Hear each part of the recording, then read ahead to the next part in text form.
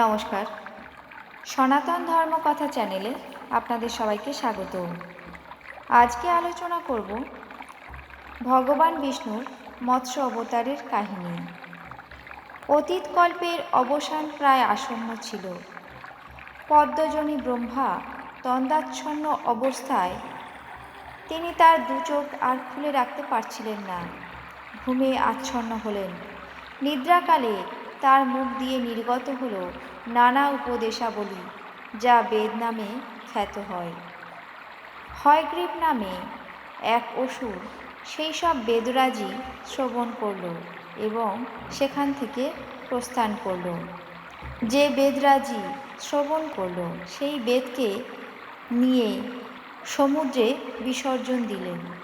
একথা ভগবান শ্রীহরির কাছে অজ্ঞাত রইল না।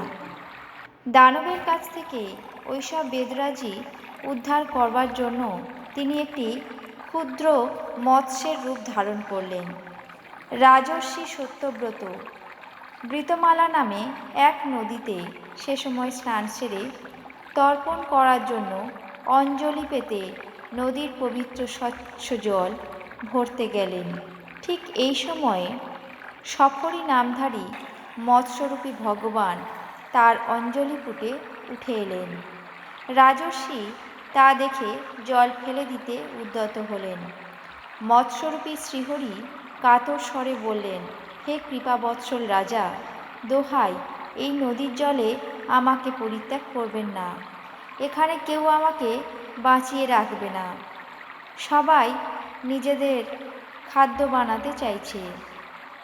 ছোট্ট একটি মাছকে কথা বলতে দেখে রাজর্ষি সত্যব্রত অত্যন্ত বিস্মিত হলেন। তিনি সফরীকে তার কমণ্ডলুর জলে স্থান দিলেন। পরে তিনি সেই মাছের আয়তন ধীরে ধীরে বেড়ে গেল। কমণ্ডলুতে তার স্থান না কুলানোর জন্য মাছটি আবার রাজাকে বললেন, এই কমণ্ডলুতে বাস করতে আমার অসুবিধা হচ্ছে। দয়া করে অন্য কোনো বৃহৎ স্থানে আমাকে রাখুন, যাতে আমি সুখে থাকতে পারি।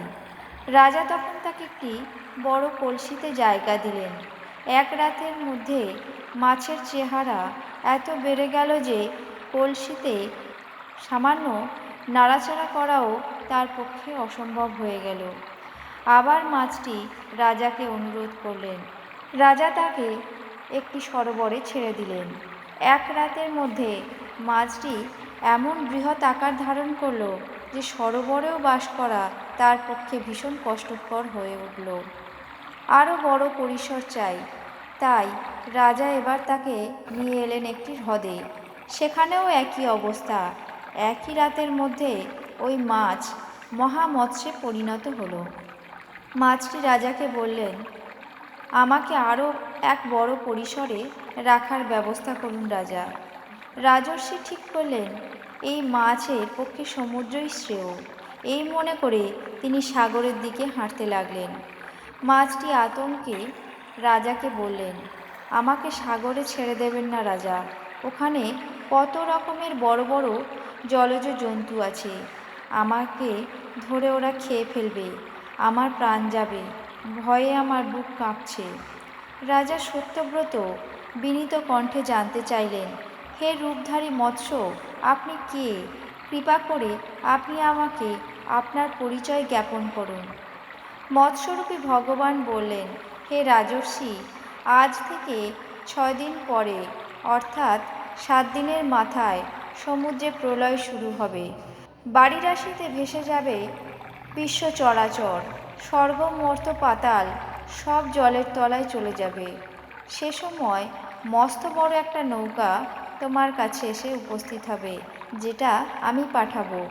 তুমি ওই নৌকাতে সব ধরনের বীজ, ঔষধি এবং সপ্তঋষিকে নিয়ে উঠে বসবে। বায়ুর প্রবল বেগে নৌকা যখন টালমাটাল অবস্থায় থাকবে, ঠিক সেই সময়ে মোটা কাছি হাতের পাশে পাবে। সেটা আসলে বহুরূপী একটা সর্প, আর আমি এ সময়ে এক শৃঙ্গধারী মৎস্যরূপে জলে ভাসমান অবস্থায় থাকব। তুমি সেই কাছির এক প্রান্ত আমার মৎস্যের শৃঙ্গের সাথে বেঁধে দেবে, অন্য প্রান্ত নৌকার সঙ্গে বাঁধবে, দেখবে নৌকা স্থির থাকবে। শ্রী বিষ্ণু এই উপদেশ দান করে সেই স্থান থেকে সমুদ্রের অতুল নীল জলরাশিতে অদৃশ্য হলেন। রাজা সত্যব্রত শ্রীহরির আদেশ অনুসারে বীজ, ঔষধি, 7 ঋষিকে একত্রিত করে সেই নির্দিষ্ট দিনটির জন্য অপেক্ষা করতে লাগলেন। 7ম দিনে দেখা গেল সেই প্রলয় দুর্যোগ। সমুদ্রের জল ফুলে ফেঁপে উঠতে লাগল। প্রবল আলোড়ন দেখা দিল জলের মধ্যে। প্লাবিত হলো সম্পূর্ণ ব্রহ্মাণ্ড। রাজা সত্যব্রত দেখলেন একটা নৌকা ভেসে আসছে। তিনি সেই নৌকায় প্রয়োজনীয় বীজ, ঔষধি এবং 7 ঋষিদের সঙ্গে নৌকোতে উঠে পড়লেন। সমুদ্রের বিশাল বিশাল তরঙ্গের আঘাতে নৌকাটি ডুবে যাওয়ার উপক্রম করল। বিপদের সম্ভাবনা দেখে রাজা সত্যব্রত আকুল হয়ে ভগবান বিষ্ণুর শরণাপন্ন হলেন। সেই প্রবল সলিলে এক শৃঙ্গধারী নিযুত যোজন পরিমিত শরীরের একটি স্বর্ণবর্ণের মৎস্য ভেসে থাকতে দেখা গেল। কাছির মতো দেখতে বহুরূপী বাসকী নাগ দ্বারা নৌকা এবং সেই মৎস্যের শৃঙ্গের সঙ্গে বাঁধা হলো। তারপর শ্রীহরির নাম গান করতে করতে রাজা, সপ্তঋষিগণ সেই নৌকা করে পার হয়ে গেলেন। রাজা সত্যব্রতের স্তবে সন্তুষ্ট হলেন শ্রীহরি। তিনি জলে ভাসমান অবস্থায় রাজাকে নানা তত্ত্বকথা শোনালেন।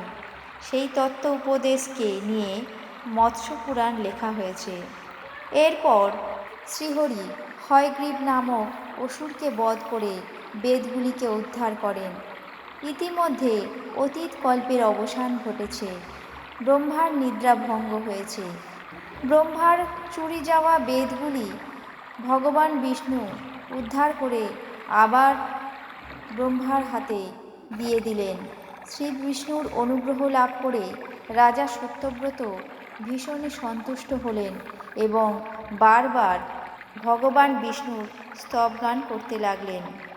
এই কল্পে বৈবস্বত, মনু, রাজর্ষি সত্যব্রত আর মায়া মৎস্যরূপধারী শ্রীহরির উপদেশগাথা সম্বলিত মৎস্য পুরাণ, যা শ্রবণ করলে সকল জীবের পাপের বিনাশ ঘটে।